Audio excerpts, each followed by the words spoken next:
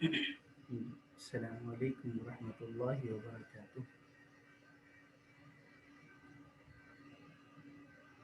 اعوذ باللہ من الشیطان الرجیم، بسم اللہ الرحمن الرحیم۔ ثم استجاب له ربه فصرف عنه كيدهم إنه هو السميع العليم ثم بدا لهم من بعد ما رأوا الآيات ليسجننه حتى حين صدق اللہ العظیم۔ چنانچہ ان آیات مبارکہ کا کل ترجمہ ہو چکا تھا۔ حضرت یوسف علیہ السلام نے ایک رخ کو پسند کر کے قیامت تک کے لیے آنے والی امت کو اس طرح کے حالات میں ایک راستہ اور نمونہ عطا کیا۔ حضرت یوسف علیہ السلام کو پہلے صرف زلیخا نے برگلایا تھا، لیکن جب اور خواتین نے حضرت یوسف علیہ السلام کے حسن کو دیکھا تو یدعوننی الیہ بتلا رہے ہیں کہ وہ بھی اپنی طرف یا کم از کم زلیخا کی بات کو پوری کرنے کی طرف دعوت دینے لگی۔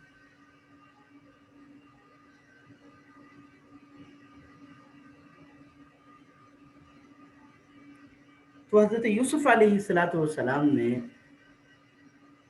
امت کو قیامت تک کے لیے ایک نمونہ دیا۔ کیا فرمایا؟ رب السجن احب الی مما یدعوننی الی، اے اللہ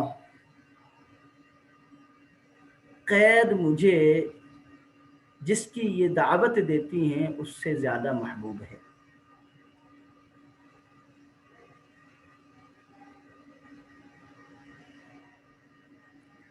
اللہ اکبر، اللہ اکبر۔ تو یہ ہم سب کے لیے ایک بہترین نمونہ ہے۔ کیا کہ گناہ کے مقابلے میں دنیا کی ہر چیز، ہر مصیبت آسان ہے۔ جیسے حضرت شیخ سعدی رحمۃ اللہ علیہ نے ایک واقعہ نقل کیا ہے کہ ایک بزرگ کے بارے میں آتا ہے کہ ساری زندگی وہ جو ہے نا کسی بیماری میں مبتلا تھے تو اللہ کا شکر ادا کرتے تھے۔ تو ایک صاحب نے آ کر پوچھا کہ حضرت بیماری میں تو صبر کیا جاتا ہے، بیماری میں شکر تو نہیں کیا جاتا۔ فرمایا کہ میں شکر اس بات پر کر رہا ہوں در مصیبت گرفتارم نہ بر معصیت۔ فرمایا کہ میں مصیبت میں گرفتار ہوں، گناہ میں گرفتار نہیں ہوں۔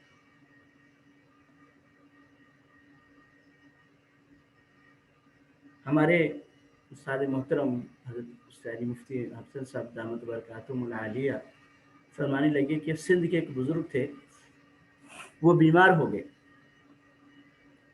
تو دوسرے بزرگ ان کی عیادت کے لیے گئے۔ انہوں نے حال پوچھا کہ حضرت کیسی طبیعت ہے؟ تو انہوں نے شعر میں جواب دیا، لطف سجن واہ واہ قہر سجن آہ آہ، این بھی سجن واہ واہ اون بھی سجن واہ واہ۔ یعنی دوست کی طرف سے اگر نعمت ملے تو اس پر شکر ہے، اور اگر کوئی تکلیف آئے تو اس پر صبر ہے۔ دوست جس حال میں رکھے وہی حال اچھا ہے۔ تو میرا یوسف علیہ السلام نے اتنی بڑی قربانی دی کہ گناہ کے مقابلے میں جیل خانے کو پسند کیا۔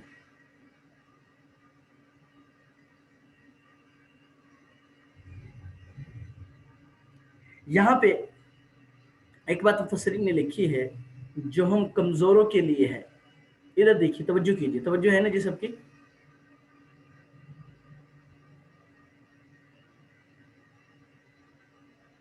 فرمایا کہ حضرت یوسف علیہ الصلاۃ والسلام اللہ کے پیغمبر تھے، بڑے تھے، انہوں نے برداشت کر سکتے تھے، انہوں نے جیل خانے کو پسند کیا، یعنی گناہ کے مقابلے میں مشقت والی زندگی کو پسند کیا۔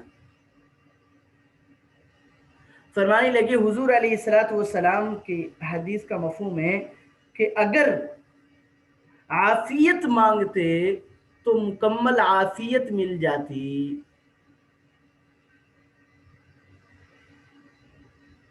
یعنی کیا کہ ہمیں اگر کوئی اس طرح کی مشقت آئے تو اس میں مشقت نہ مانگے، مصیبت نہ مانگے، اللہ سے عافیت مانگے۔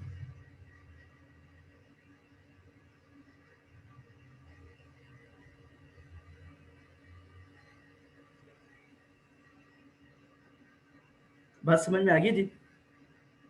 اس لیے ہم عافیت کو مانگیں،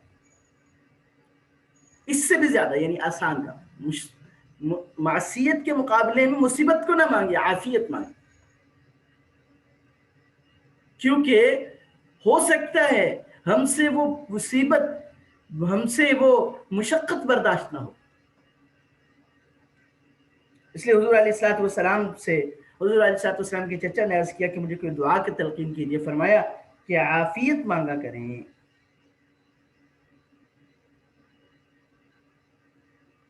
اچھا، دوسری چیز قابل غور ہے اس آیت میں، فرمایا وَإِلَّا تَصْرِفْ عَنِّي كَيْدَهُنَّ أَصْبُ إِلَيْهِنَّ وَأَكُن مِّنَ الْجَاهِلِينَ، اگر آپ نے مجھے اس ماحول سے نہ نکالا تو پھر میں ان کی طرف مائل ہو جاؤں گا اور میں نادانوں میں سے ہو جاؤں گا۔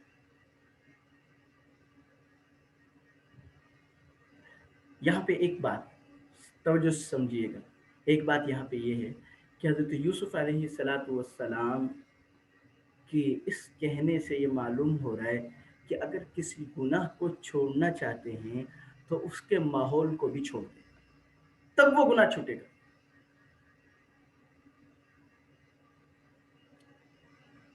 مثلا اگر کسی کو چوری کی عادت ہے تو وہ چوری کے اڈوں پہ بھی جانا چھوڑ دے، ان دوستوں سے بھی ملنا چھوڑ دے۔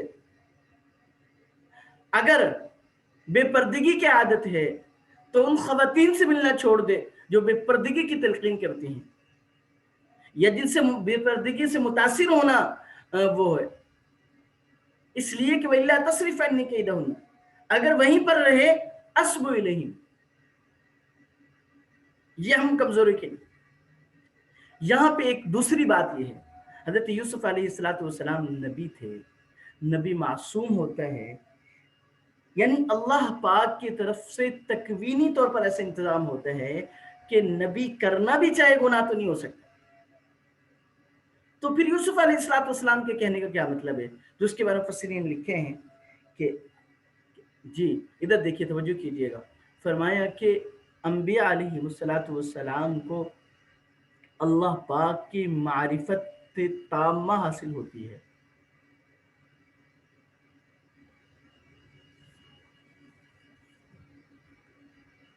یہ بات سمجھ میں آ رہی ہے جی؟ انبیاء علیہ الصلوۃ والسلام کو اللہ پاک کی معرفت تامہ حاصل ہوتی ہے، اور جس کو جتنی پہچان ہوتی ہے اس کے دل میں اگر وہ مخلص ہو، حقیقت میں سمجھ رکھنے والا انسان ہو تو خوف زیادہ ہو، ڈر بیٹھا رہتا۔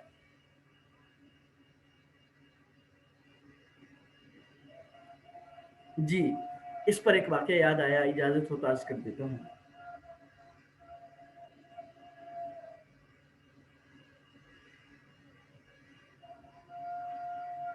جی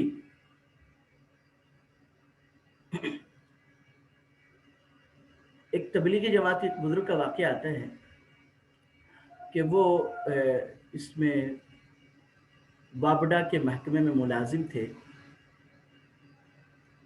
اور جماعت میں چلے گئے، تشکیل بھی کسی وابڈا کالونی میں ہوئی۔ اب یہ بڑے افسر تھے لیکن جماعت میں جب گئے ہیں تو جماعت میں تو چونکہ شناخت نہیں ہوتی، سب کے ایک جیسے ہی ہوتے ہیں، تو وہاں جا کر کیا ہوا کہ وہاں جا کر مطلب شناخت کسی کے پاس ہی نہیں کہ کتنے بڑے عہدے والا کیا ہے. گشت کا وقت آیا تو وہ گشت کے لیے گئے. اب جن کے پاس گشت کے لیے گئے تھے وہ ان سے نچلے درجے کے تھے، افسر تھے، لیکن چونکہ ان کی پہچان نہیں تھی اس لیے یہ کلرک کے پاس گئے. اس سے کہا کہ بھائی اپنے صاحب سے کہنا کہ وہ جماعت والے آئے ہیں، ذرا بات سن لیں. تو اس نے خود ہی جو ہے نا واپس کر دیا کہ بھائی صاحب ابھی مصروف ہے، بعد میں آنا. وہ کہتے ہیں کہ دوبارہ گئے، کچھ گھنٹوں کے بعد دوبارہ گئے تو اس سے کہا کہ بھائی صاحب سے بات کروا دو، ان سے کوئی دین کی دعوت دینی ہے. کہا جی صاحب مصروف ہیں، جو ہے نا پھر کسی وقت آنا. اچھا، اب یہ کہنے لگے کہ شاید اس طرح تو ملاقات نہ ہو سکے. تو اب یہ ذرا گئے ہیں، پہلے ان کو فون کیا ہے کہ جی میں آپ کے پاس آ رہا ہوں تھوڑی دیر ملاقات کے لیے، اور اپنا تعارف کرایا ہے. وہ تو پہچانتے تھے. اچھا، اب یہ تیسری دفعہ جب گئے ہیں تو وہ جو کلرک تھا وہ موجود نہیں تھا وہاں پہ. تو یہ گئے، انہوں نے ان کو سلوٹ کیا ہے، استقبال کیا ہے اور اپنی کرسی دی اور خود سامنے بیٹھ گئے. اتنے دیر میں کلرک اپنے کمرے میں آیا تو اس نے آواز دی، اس وہاں کے جو موجود افسر تھا، کہ بھئی صاحب آئے ہیں، ان کے لیے پانی لے کے آؤ. بات کو توجہ سے سمجھیے. تو فرماتے ہیں کہ وہ لے کے آیا پانی، لیکن جو ہی کمرے میں داخل ہوا تو جیسے اس کی نظر ان صاحب پر پڑی، بزرگ پر، کہ جو پہلے 2 دفعہ اس کے اس کہنے سے واپس جا چکے تھے کہ بھئی جو ہے نا صاحب مصروف ہیں، تو اور اب اس کو جب نظر پڑی تو اس نے کہا یہ تو کوئی بڑا بندہ ہے.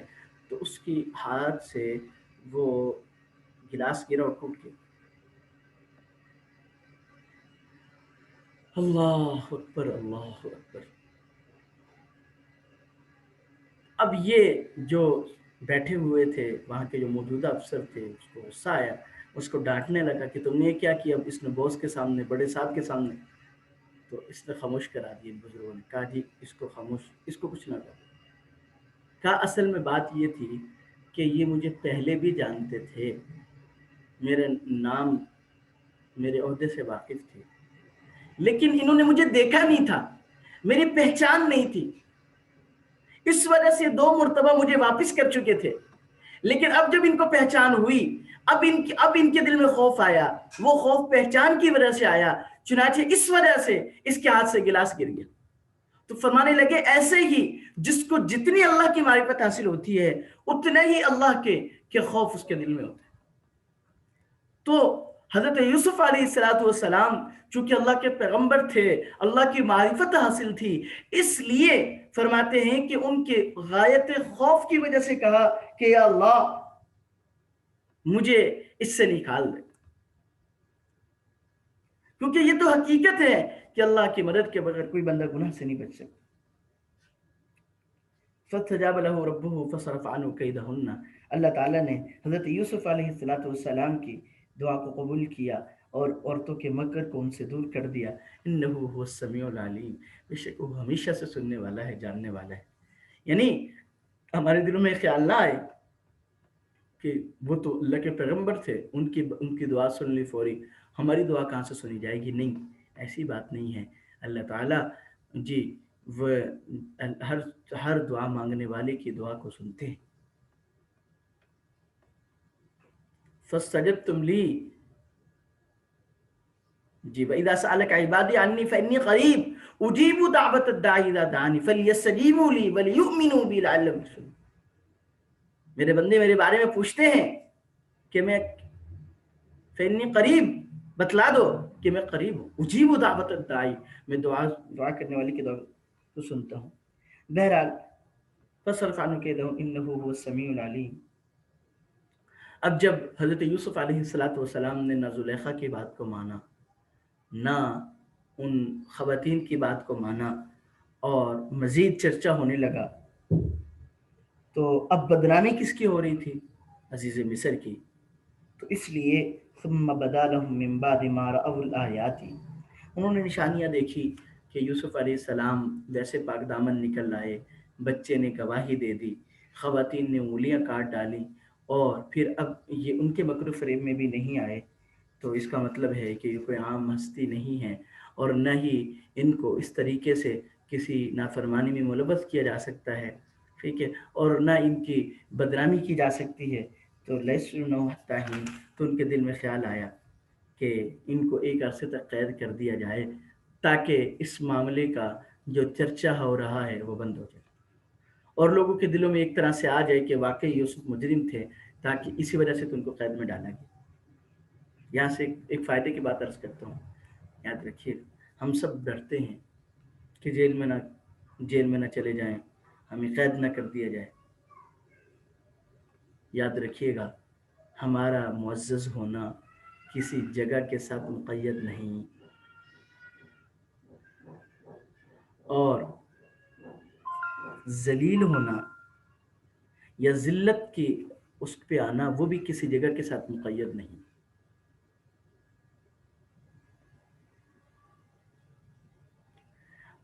اصل معزز ہونا ہمارے اچھے اعمال سے ہوگا۔ وہ چاہے تو ان نیک اعمال کی بعد، ان نیک اعمال کے ہوتے ہوئے اگر ہم جیل میں بھی ہیں، اگر ہم قید و بند کی صعوبتیں بھی برداشت کر رہے ہیں،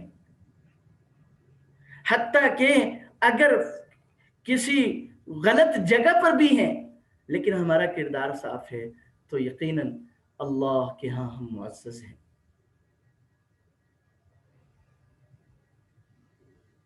ہیرا ہیرا ہی ہوتا ہے، چاہے اس کو گندے نالے میں ڈال دیا جائے، وہ پھر بھی ہیرا ہی رہے، کیونکہ ہیرا پن اس کے اندر ہے، اس کے اندر کی صلاحیت ہے، کسی عارضی سہارے کی وجہ سے وہ ہیرا نہیں۔ اس لیے کبھی زندگی میں اگر کوئی حالات آ جائیں تو پریشان نہ ہو، اصل چیز یہ ہے ہمارا اپنے رب کے ساتھ کیسا تعلق ہے، قدم قدم پر اس چیز کو دیکھیں۔ یاد رکھیے گا دنیا میں کوئی شخص کسی کی دوستی کا، اچھے تعلق کا حق ادا نہیں کر سکتا، کیونکہ انسانی فطرت میں برائی کو زیادہ دیکھنا ہے، خوبیوں کو کم دیکھنا ہے۔ نتیجہ یہ ہے آپ کی ایک برائی کی وجہ سے سب خوبیوں پر پانی ڈال دیا جاتا ہے۔ تو بہرحال بدخل معه السجن فتیان، فرمایا داخل ہوئے قید خانے میں حضرت یوسف علیہ السلام کے ساتھ دو نوجوان۔ قال احدهما انی ارانی آصر خمرا، ان میں سے ایک کہنے لگا میں دیکھتا ہوں کہ میں نچوڑتا ہوں شراب کو۔ وقال الاخر انی ارانی احمل فوق راسی، اور دوسرے نے کہا کہ میں دیکھتا ہوں کہ میں اٹھا رہا ہوں اپنے سر پر خبزن، روٹی، تاکل الطیر من، کہ کھاتے ہیں اس میں سے پرندے۔ نبئنا بتأویلی، بتا ہم کو اس کی تعبیر، انا نراک من المحسنین، ہم دیکھتے ہیں تجھ کو نیکی والا۔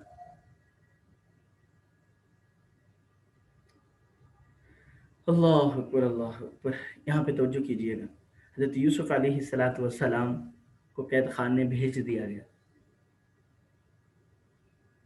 قید خانے بھیجا تو اس لیے تھا، پر مفسرین لکھتے ہیں زلیخا نے بھی اس لیے بھجوایا تھا کہ وہاں جا کے عقل آ جائے گی، عقل ٹھکانے آ جائے گی۔ اللہ اکبر اللہ اکبر۔ یہاں پہ ایک واقعہ یاد آیا، حضرت مولانا احمد علی لاہوری رحمۃ اللہ علیہ کا، صاحب کشف بزرگ تھے، فرماتے ختم نبوت کے معاملے پر ان کو ہندوستان سے قید کر کے لاہور لایا گیا، کہ بڑے سرگرم تھے، اور لاہور لا کر ان کو مشقتیں دی گئیں۔ ان مشقتوں سے ایک مشقت کے بارے میں یہ آتا ہے کہ اوپر بھی برف نیچے بھی برف، درمیان میں حضرت کو ڈالے، اور پوچھتے ہیں احمد علی کیا بن رہا ہے؟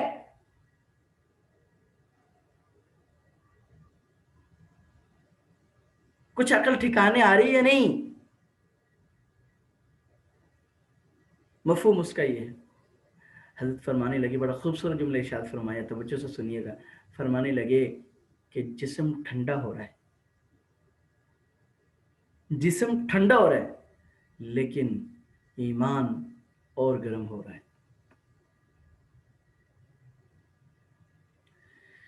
اللہ اکبر اللہ۔ اس لیے میں نے آپ سے عرض کیا کہ اصل چیز ہمارا اعمال اور اخلاق ہیں. تو نہیں رکے. کہاں ان کو اس لیے لائے تھے، جلا وطن کیا تھا، جلا وطن کہ لاہور میں جا کے کوئی نام و نشان نہیں ہوگا. یہاں آ کے اللہ کے کلام کو پھیلایا، اور اتنا پھیلایا کہ آج احمد علی لاہوری رحمۃ اللہ علیہ یعنی اجنبی تھے، لیکن اللہ اکبر، اللہ کے کلام سے نسبت ہوئی، بڑے اللہ والے تھے. تو چنانچہ اللہ نے ان کو چمکایا. تو بہرحال حضرت یوسف علیہ السلام جیل خانے میں چلے گئے ہیں، تو جیل معزز ہو گیا. صرف یوسف علیہ السلام ہی نہیں، جیل. تو فرماتے ہیں کہ وہاں پہ اپنے پیغمبرانہ اخلاق کو اپنایا. کیا اخلاق کو اپنایا؟ پریشان نہیں ہوئے. کہتے ہیں عقل مند آدمی نا کسی جگہ بھی چلا جائے نا تو وہ کیا نہیں ہوتا، وہ پریشان نہیں ہوتا، وہ سوچتا ہے کہ اس مشکل میں کیسے آسانی تلاش کروں. یوسف علیہ السلام جیل خانے میں چلیں گے. اب ہمارے جیسا ہوتا تو بیکار بیٹھتے تو جا کے اب کچھ نہیں، اب تو زندگی تباہ ہوگی. نہیں، یوسف علیہ السلام نے وہاں جا کر اعلیٰ اخلاق کو اپنایا. قیدیوں کی دلداری شروع کر دی، ان کی خبر گیری کرتے. کوئی بیمار ہوتا اس کی عادت کرتے، پریشان ہوتا اس کو تسلی دیتے. خود ساری ساری رات جاگ کر عبادت کرتے اور دوسروں کو آرام دینے کی فکر کرتے. فرماتے ہیں آپ کی ان اخلاق سے متاثر ہو کر جو جیل کا سپریڈنٹ تھا وہ بھی آپ کی بزرگی کا معتقد ہو گیا. یہاں تک کہہ دیا اگر میرے اختیار میں ہوتا تو میں آپ کو چھوڑ دیتا. ہاں البتہ اب میں کیا کر سکتا ہوں، یہ کہ جیل آپ کے سپرد ہے، آپ کو کوئی تکلیف نہیں آنے دوں گا.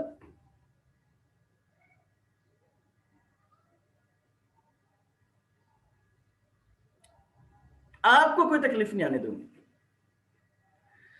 اللہ اکبر، اللہ اکبر. اس لیے پریشان کبھی بھی اللہ کی طرف سے کوئی پریشانی آئے تو پریشان نہ ہو. لطف سجن واہ واہ، قہر سجن آہ آہ، این بھی سجن واہ واہ، اون بھی سجن واہ. بسا اوقات دور کر کے قریب کرنا مقصود ہوتے ہیں.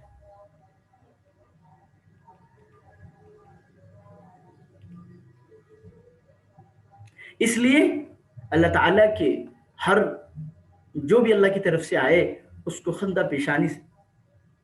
بہرحال اس دوران میں یہ دو قیدی آئے. یہ دو قیدی بادشاہ کے خاص لوگوں میں سے تھے. ایک نانبائی تھا، باورچی تھا، دوسرا ساقی تھا.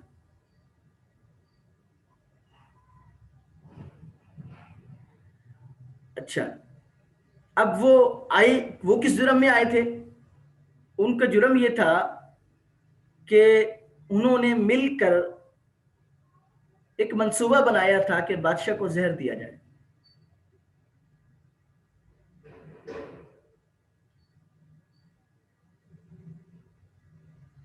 چنانچہ اس جرم میں وہ گرفتار ہو گئے تھے. بادشاہ تو بچ گیا تھا، اس جرم میں وہ گرفتار ہو گئے تھے. تو چونکہ جو نان بائی تھا اس کا جرم زیادہ تھا، اس نے کھانے میں زہر ملایا تھا، اور ساقی جو تھا وہ مطلب ان کے ساتھ شریک تھا، خود اس نے ملایا نہیں تھا. بہرحال دونوں اسی جرم میں قید ہو کے آ گئے. اب دونوں نے خواب دیکھا. یہ راجی تفسیر یہی ہے. بعض مفسرین نے لکھا ہے کہ نہیں، دونوں نے فرضی طور پر اپنے بارے میں کیا کہ بھئی ہمارے ساتھ یہ معاملہ ہوا ہے، آیا اب ہم میں سے کیا وہ بنے گا. تو خواب کیا سنایا کہ ایک کہتا ہے کہ میں نے انگور کو نچوڑ رہا ہوں، یعنی انگور سے شراب بنتی تھی، اور یعنی بادشاہ کو پلا رہا ہوں. دوسرا کیا کہتا ہے کہ میں نے سر پہ روٹی کا ٹکڑا اٹھایا ہوا ہے اور مجھے جو ہے نا وہ پرندے اس میں سے وہ روٹی اٹھا کے کھا رہے ہیں.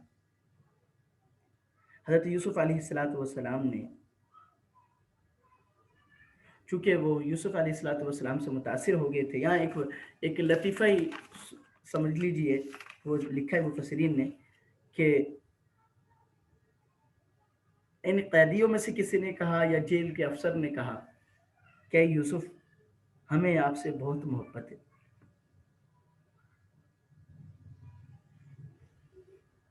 यूसुफ अलैहिस्सलातु वस्सलाम ने कहा, खुदा के लिए मुझसे मोहब्बत ना करो, क्योंकि जब भी किसी ने मुझसे मोहब्बत की है मुसीबत आई है। कहने लगे मेरे फूफे ने मोहब्बत की, उसके उसके नतीजे में मुझ पर चोरी का इल्जाम लगा,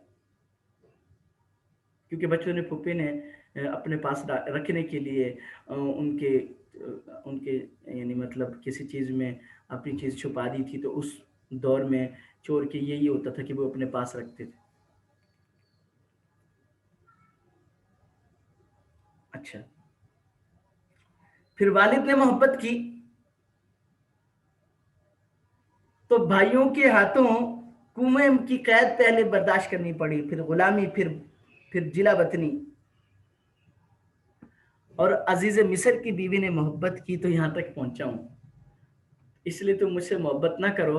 अगर तुमने मुझसे मोहब्बत की तो फिर क्या बनेगा।